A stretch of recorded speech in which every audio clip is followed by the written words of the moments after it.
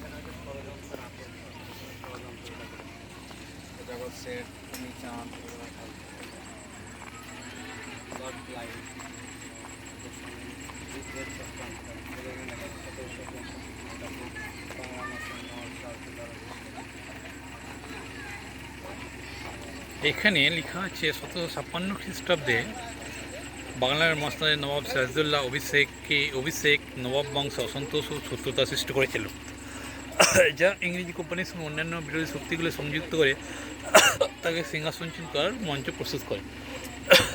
নবাবকে ক্ষমতাচ্যুত করতে যারা এই ষড়যন্ত্রে উল্লেখযোগ্য ভূমিকা পালন করেছিলেন, তার মধ্যে একজন হচ্ছে মির্জাফর, নবাব আলীবর্দী খাঁর ভগ্নিপতি, নবাব সিরাজউদ্দৌলার প্রধান সেনাপতি মির্জাফর। নবাবী লাভের উদ্দেশ্যে পলাশী যুদ্ধে নবাবকে ভ্রান্ত পরামর্শ প্রদান করে পরাজয়ের পথ সুগম করেন, কারণ পরবর্তীকালে তিনি বাংলার নবাব হন। ঘসিটি বেগম নবাব সিরাজউদ্দৌলার খেয়ালি মাসি। ঘসিটি বেগম ছিলেন আলীবর্দী খাঁর জ্যেষ্ঠা কন্যা। তিনি সম্পদশালী ও ক্ষমতাশালী হওয়ার ফলে সিরাজকে সিংহাসন করার লক্ষ্যে নবাবের বিরোধী শিবিরে প্রচুর অর্থ প্রদান করেন এবং মির্জাফর ব্রিটিশদের সঙ্গে একযোগে কাজ করেন। জগৎ শেঠ মারোয়ারি জৈন পরিবারের সদস্য, নবাবের মন্ত্রিসভার অর্থমন্ত্রী ছিলেন। তার অর্থনৈতিক মোগল সাম্রাজ্য তাকে বিশ্বের অর্থ সম্ভারে অদ্বিতীয় করে তুলেছিল। যুবক নবাবকে অপসারণ করতে তিনি ষড়যন্ত্রে লিপ্ত হয়েছিলেন। William oats British east India কোম্পানির কাসিমবাজার বাণিজ্যে কিন্তু মুখ্য পদে আসীন ছিলেন। নবাবের সভার প্রবেশদ্বার তার কাছে উন্মুক্ত থাকায় তিনি নবাবের বিরোধী শক্তির সঙ্গে নিঃসন্দেহে যুক্ত হয়েছিলেন। লর্ড ক্লাইভ প্লাসির যুদ্ধের মূল কারিগর, নবাবের উত্তরাধিকারী হিসাবে কোম্পানির ব্যবসা বাণিজ্যের ভবিষ্যৎ সুদৃঢ় করার লক্ষ্যের উদ্দেশ্যে তিনি মির্জাফরের সঙ্গে চুক্তি করেছিলেন।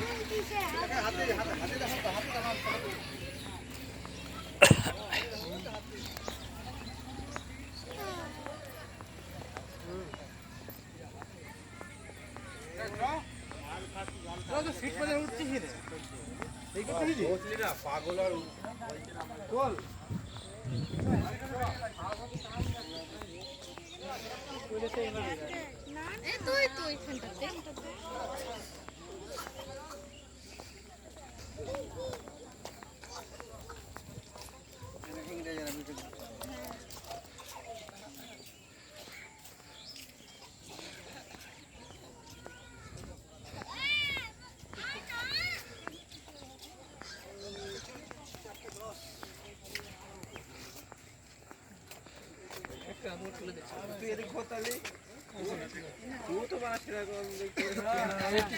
লাইনে আসলে তো বলবে।